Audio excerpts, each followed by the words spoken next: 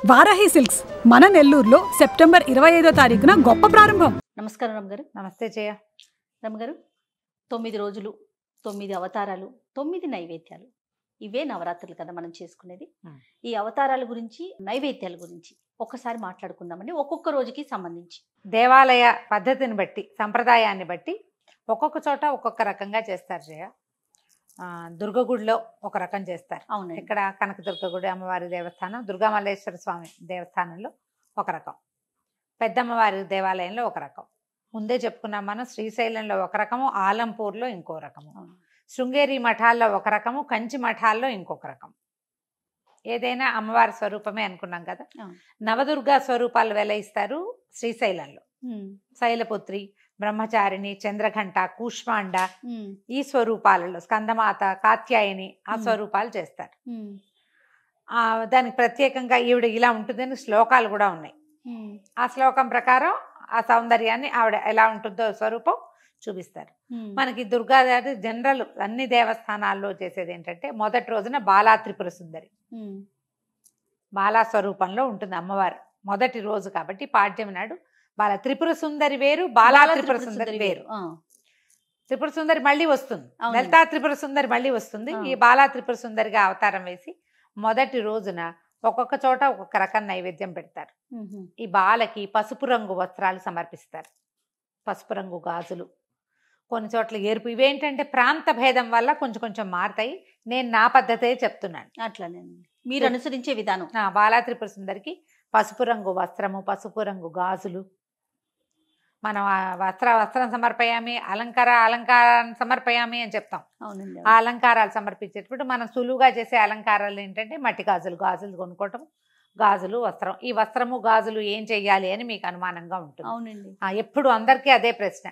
మీరే ఉంచుకుని వాడుకోవచ్చు ఒకటి. ఇంటికి వచ్చిన ముత్తైదువులకి ఇవి రేపు వస్తారు కదా, ఇవాళ వస్త్రం తీసి రేపు వాళ్ళకి పెట్టేసుకోవచ్చు. ఈరోజు నేను అలాగే చేస్తాను. ఎవరైనా వస్తే ముందు రోజు వస్త్రం అవి తీసి పక్కన పెట్టుకుంటాం కదా, ఎవరైనా వస్తే ఆ వస్త్రం ఆ గాజులు వాళ్ళ ముత్తైదు చేతిలో పెడతా. వారినే లలితాదేవిగా భావించి మొదటి రోజున ఈవిడ, తర్వాత రెండో రోజు గాయత్రి. మన వరస కొంచెం ముందు వెనక అవుతుంది. తర్వాత గాయత్రీ దేవికి ఏంటంటే ఆకుపచ్చటి వస్త్రము, ఆకుపచ్చని గాజులు, ఆమె కోసం అల్లపు గారెలు అట్లా చేస్తారు. అల్లం వేసిన గారెలు, మినపప్పు గారెలు అని చేస్తాం కదా, అల్లం వేసుకుంటాం. అల్లపు గారెలు చేసుకోవచ్చు. ఇప్పుడు వీటిల్లో పాటుగా మనం ప్రతిరోజు విధిగా కొన్ని పదార్థాలు పెట్టాలి అమ్మవారికి. ఏంటంటే మనము పూజ చేసే విధానాన్ని బట్టి మనం చాలా లలిత శాస్త్రం చదువుతాము, మళ్ళీ బాలా త్రిపుర సుందరికి స్తోత్రం చదివి, ఇంకేమిటో స్తోత్రాలు చదివి, బోల్డంత పుష్పార్చన, కుంకుమార్చన, నామానికి కుంకుమ ఇలా వేసేస్తాం కదా. నివేదన బాగా చేయాలమ్మా. ఈ నివేదనలో మనం ఏ పదార్థం చెప్పామో అది ఊరికి ఇంత చేసి పెట్టడం కాకుండా, మీరు విశేషంగా చేసేటప్పుడు ప్రతిరోజునా అంటే మీరు చేసేదాన్ని బట్టి చేసుకోండి.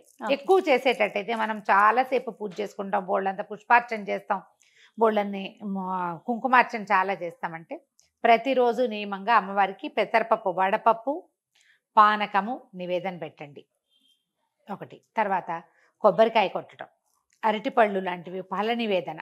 వీటితో పాటుగా పులగం నియమంగా చేసుకోవాలి. బియ్యము, పెసరపప్పు, ఒక్క చిటికెడు పసుపు వేసి వండేయటం. అది మనం అన్నంలాగా తినేసేయచ్చు, ప్రసాదం లాగానే కాదు. అందులో మామూలు కూర పులుసు అన్ని కలుపుకొని అన్నం భోజనం లాగా చేయొచ్చు. ఈ ఒట్టి అన్నం కాకుండా అందులో కొంచెం పెసరపప్పు, ఒక చిటికెడు పసుపు, ఒక చిటికెడు ఉప్పు వేస్తే అన్నం పూర్తి స్థాయి పులగం తయారైపోతుంది. పులగం అన్నం చేసే విధానం కూడా ఉంటుంది, అది కూడా చేయొచ్చు. మనం గాయత్రికి అల్లపు గారెలే కాకుండా మనం ఇది చేస్తాం కదా, మన ముద్గోదనం అంటారు, ఏమంటారు దాన్ని, పెసరపప్పు కట్టు పొంగలి కూడా చేసుకోవచ్చు.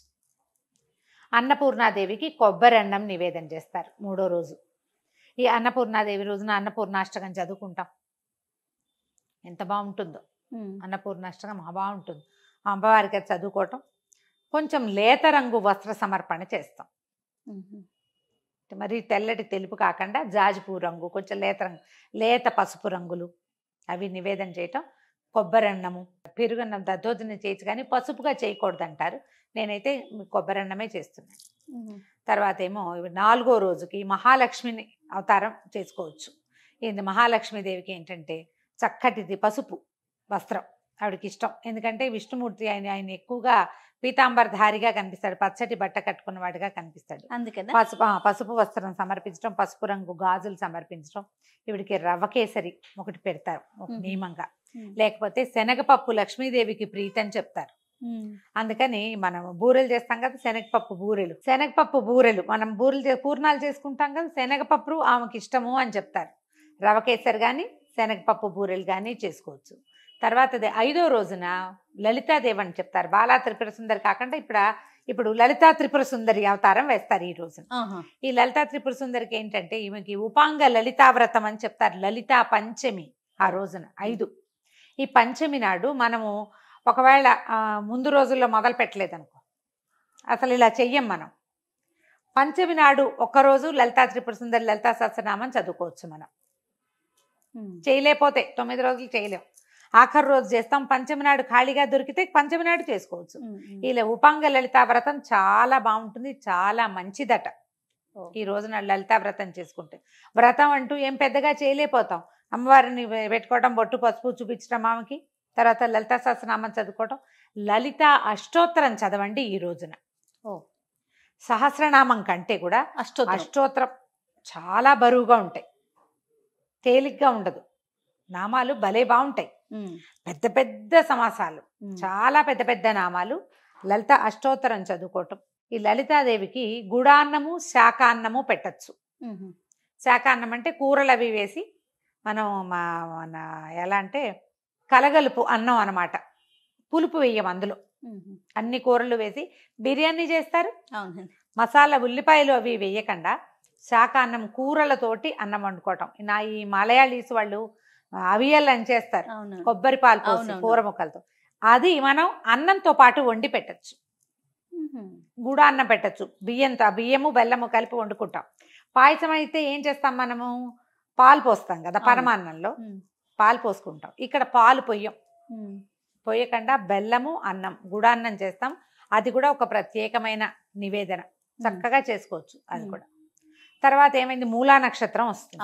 మూలా నక్షత్రం నాడు సరస్వతి పూజ చేసుకుంటాం. కొంత విశేషంగా చేస్తాం కదా, విశేషంగా చేస్తాం. ఈ మూలా నక్షత్రపు ప్రత్యేకత ఏంటంటే అమ్మవారికి తెల్లని వస్త్రం, అంటే తెల్లటి ఎవరికి పెట్టం మనం. అందుకని తెలుపు మీద ఏదైనా డిజైన్ ఉన్నది పెట్టుకోండి. తెలుపు మీద ఏదైనా డిజైన్ ఉన్నది, ఎరుపు లేదా పసుపు రంగు గాజులు సమర్పించవచ్చు. అయితే ఈమెకి ఏం చెప్తారంటే పెరుగన్నము నివేదన, తర్వాత ఏమో కొబ్బరి అన్నము, తెల్లటి పదార్థాలు, పంచదారతో చేసిన పాయసము. మామూలుగా బెల్ల పాయసం చేసుకుంటాం కదా, ఈ రోజున మనం తెల్లని పంచదార పాయసం నివేదన చేయొచ్చు. సరస్వతి పూజ రోజున మనం పిల్లలతోటి ఏదైనా పుస్తకాలు అవి పెట్టి చక్కగా స్వస్తికో ఓంకారము వేసి అమ్మవారి దగ్గర పెట్టించి నమస్కారం చేయించండి. సరస్వతికి సంబంధించిన ఒక శ్లోకం చెప్పండి. మూలా నక్షత్రం రోజున మనం అక్షరాభ్యాసాలు చేయిస్తారు. కొత్త విద్య ఏదైనా మొదలు పెట్టదలుచుకున్న వాళ్ళు మొదలు పెట్టుకోవచ్చు, విశేషంగా చేసుకోవచ్చు. మూలా నక్షత్రం మిగిలిన విజయకపోయినా మూలా నక్షత్రం చేసుకుంటారు. అవును. ఇక్కడ నుంచి సప్తమి అష్టమి నవమి వస్తాయి కదా. అయితే సప్తమి నాడు ఒకవేళ మనం నక్షత్రం మూలా నక్షత్రం సప్తమి నాడు పడిందో షష్ఠి నాడు పడింది అనుకోండి, ముందు వెనక అయిపోతుంటాయి కదా తిథులు. మహాలక్ష్మిని ఇటు సరస్వతిని అటు తిప్పుకోవచ్చు అనమాట. ఎలా కుదిరితే అట్లా మన తిథులను బట్టి. నేను తిథులు చూడాల, మామూలు క్యాజువల్గా చెప్తాను. అవునులేండి.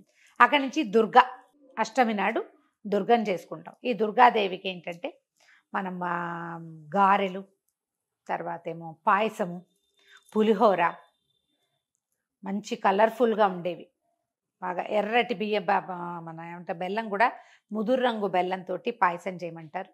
ఎక్కువగా చిత్రాన్నమే పెట్టుకుంటాం, పులిహోర నివేదన చేస్తాం అమ్మవారికి. ఆమెకి ఇష్టం అని చెప్తారు. ఎంత ఎక్కువ చేయగలిగితే అంత మంచిది. కొద్దిగా ఇంత కలపటం కాకుండా నిమ్మకాయతో కాదు, చింతపండుతోటే చేసుకుంటాం. అక్కడి నుంచి ఈ అమ్మవారికి ఎరుపు వస్త్రం, ఎర్రని వస్త్రము, ఎర్రని గాజులు దుర్గకి సమర్పిస్తాం. అక్కడి తర్వాత రోజు మహర్నవమి. ఈ రోజున అమ్మవారు కాళరాత్రి స్వరూపంలో దర్శనమిస్తుంది. మహాకాళి స్వరూపాన్ని కూడా ఎరుపు వస్త్రాలు, ఎరుపు గాజులు. నలుపు అని చెప్తారు, అమ్మవారిని భీకర స్వరూపంలో వెలయిస్తారు. మనం ఆ రోజున మహాకాళి ఏం చదువుకుంటాం, మహిషాసుర మర్దిని స్తోత్రము అలాంటివి చదువుకోవచ్చు. ఆయుధ పూజలు చేస్తారు. మహర్నవమి నాడు ఆయుధ పూజ చేసే అలవాటు ఉంటే విజయదశమి నాడు చేసుకోవచ్చు, మహర్నవమి నాడు చేసుకోవచ్చు. ఈ నవమి అమ్మవారి కాళరాత్రి స్వరూపంతో ఇది పూర్తయిపోతుంది. అమ్మవారికి మహర్నవమి నాడు గారెలు నివేదన చేస్తారు. మినుము మంచిది. మినుము ఏంటంటే ఐరన్, తర్వాత ఏమో మాంసంతో సమానమైన ఆహారంగా చెప్పబడుతుంది. ఎక్కువ బలం కలిగింది కాబట్టి మినప వడలు కాకపోతే అలసంద వడలు కూడా చేసి పెట్టచ్చు. ఇప్పుడు ఈ రోజున అలసందలు ఉంటే అలసందల వడలు కూడా చేసి పెట్టచ్చు. కానీ మనం రోజు విధిగా చేసేటువంటి పానకము అవన్నీ ఉన్నాయిగా, అవన్నీ అప్లై చేసేయటమే అవన్నీ. ఇక చివరి రోజు ఈ 9 రోజులు ఇదైతే 10వ రోజున అపరాజిత పూజ చేసుకుంటాం. ఇది 10 లేదు ఈసారి, బహుశా 9, 10 కలిపే వచ్చేసి ఉంటాయి. చాలా దేవాలయాల్లో ఉదయకాలం మహిషాసురమర్దిని స్వరూపం కాళిక మహాకాళిక వేసి రాజరాజేశ్వరి స్వరూపాన్ని వేస్తారు. అపరాజిత అంటే రాజరాజేశ్వరి స్వరూపం, స్థిమితమైన స్వరూపంలో కూర్చుని ఉన్న అమ్మవారు. ఈ అపరాజిత పూజ చేసేటప్పుడు ఈ అమ్మవారికి చక్కెర పొంగలి, దధ్యోదనము, పాయసము, చిత్రాన్నము, పులిహోర, ఇలా అన్ని రకాల నివేదనలు. వీటితో పాటు మనము పులుసు అన్నం చేస్తాం, సాంబార్ అన్నము అలాంటిది, కదంబ సాదం అంటాం. కదంబము, చక్కెర పొంగలి మెయిన్ ఈ రోజున చేసుకుంటాం అన్ని రకాల కూరగాయలతోటి. ఈ మధ్యలో ఏం చేస్తారంటే ఒక్కొక్క రోజున మనకి తిథి అవి సరిగా కుదరకపోతే శాకంబరి అమ్మవారి స్వరూపాన్ని కూడా వేస్తారు. అవునవును, శాకంబరిని వేస్తారు. శాకంబరిని ఏది రోజైనా ఒకవేళ మనకి అవతారాల్లో ఒక రోజు చేయాలని అనిపిస్తే కనుక మనం సప్తమి నాడు శాకంబరిని చేసుకోవచ్చు. ఆ రోజున అమ్మవారికి కూరలతో చేసిన ఈ సాంబార్ అన్నాన్ని ఆ రోజున అన్ని రకాల కూరలు వేసి అమ్మవారి అలంకరణ కూడా అలాగే చేస్తారు కదా. అలాగే చేస్తారు, కూరగాయలన్నీ పెడతారు. మనం ఈ వీటితో పాటు దానాలు ఈ 10 రోజుల్లో మనం విశేషంగా అలంకరణ సామాగ్రి, పువ్వులు, తర్వాత పళ్ళు, వస్త్రాలు విశేషంగా ఇచ్చుకోవచ్చు. దీన్ని దాన ప్రక్రియగా భావించద్దు. తీసుకుంటే మనకి ఏదైనా అవుతుంది ఇలాంటి భావాల్లోకి వెళ్ళబోకండి. ఇది తాంబూలంగా వాయనంగానే వాళ్ళు ఇవ్వాలి, వీళ్ళు తీసుకోవాలి. ఒకే రకం చీరలైనా పర్వాలేదు, డజన్ల కొద్ది ఎర్ర చీరలు పెట్టే వాళ్ళు కూడా కనపడతారు. విశేషంగా ఎరుపు రంగు వస్త్రాల ప్రధానము ఈ కాలంలో చాలా మంచిది. ఎర్రటి గాజులు, ఎర్రటి వస్త్రాలు, ఈ తిలకాలు బొట్టు పెట్టుకునేవి, కాటుకు పెట్టుకునేవి, తర్వాత చేతులకు వేసుకునేవి, ఏవైనా అలంకరణ సామాగ్రి ఏవైనా సరే, ఏవైనా ఈ 10 రోజుల్లో మీరు ఒక ముత్తైదువు కానీ ఒక బాలికకు కానీ ఇస్తే సాక్షాత్తు అమ్మవారికి ఇచ్చినట్టే. ఓకే, ఇలా చేసుకోవచ్చు. వీటిలలో ఇప్పుడు నేను చెప్పిన ఈ పదార్థాలలో ఒక్కొక్క రోజు పాలపూరీలు చేస్తాం, శనగపిండితోటి బజ్జీలు లాంటివి చేయొచ్చు. ఒకటి తీపి చేసాం, ఇంకొకటి కారంగా చేయాలంటే అవి కూడా చేసుకోవచ్చు. తర్వాత ఏమో ఈ మన మహర్నవమి నాడు మినపసున్ని నివేదన చేసుకోవచ్చు అమ్మవారికి.